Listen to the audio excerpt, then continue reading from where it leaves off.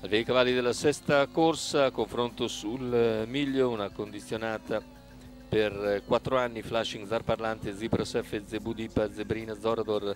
In seconda linea Zammu del Nord, Zapotec del Falco, Zorro Leo, Zoe GMG, Zarasco, favori netti per Flashing. Numero 1 Antonio Greppi, macchina che stacca con tentativo, anzi subito Zebudipa che sfila al comando. Numero 2 Zar Parlante squalificato. Per Zar Parlante, in seconda posizione Flashing. Numero 7 Zammu del Nord squalificato. Seconda fila, ma rimane confinato al largo perché Zebudipa evidentemente intende correre al comando, a meno che non si presenti qualcuno con argomenti davvero incisivi, e questa è Zebrina che dopo 400 metri sfila.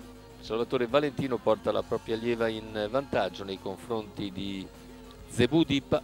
Zoe GMG che rimane a gravitare lì al largo trascinandosi Zorador, mentre Flashing è chiuso alla corda in terza posizione.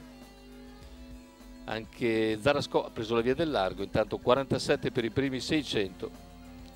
Situazione tattica invariata con leader Zebrina che cerca di moderare il più possibile sul percorso. All'esterno si impegna Zoe GMG, alla corda è sempre Zebudipa, poi Zorador, ancora Flashing, Zarasco e gli altri.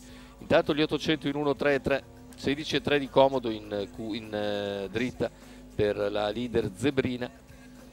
All'esterno fin dalle prime battute Zoe GMG, mentre Zorador è al chilometro. In 1.19.7 aspetta ancora a venire via e ora deve farlo perché avanza Zarasco in terza ruota e così Zorador l'anticipa. A 500 dalla conclusione, scarsi anche, ma c'è Zebrina che cerca di andarsene, l'errore di Zorador. Numero 6 Zorador squalificato. Dal palo ha sbagliato Zorador e così Zebrina se ne va, prende vantaggio da Zebudipa.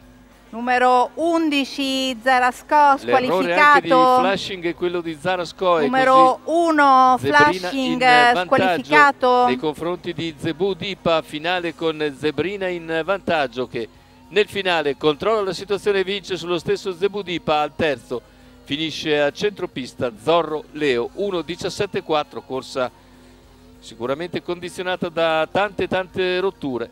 La vittoria però per Zebrina e Salvatore Valentino con 33 a chiudere è meritata. Sfonda dopo 400 metri, controlla sul percorso e allunga bene sulla curva conclusiva per andarsene in retta d'arrivo. Il numero 5 di Zebrina, Salvatore Valentino e Davide Cangiano al training, la quota di 7,73 al totalizzatore.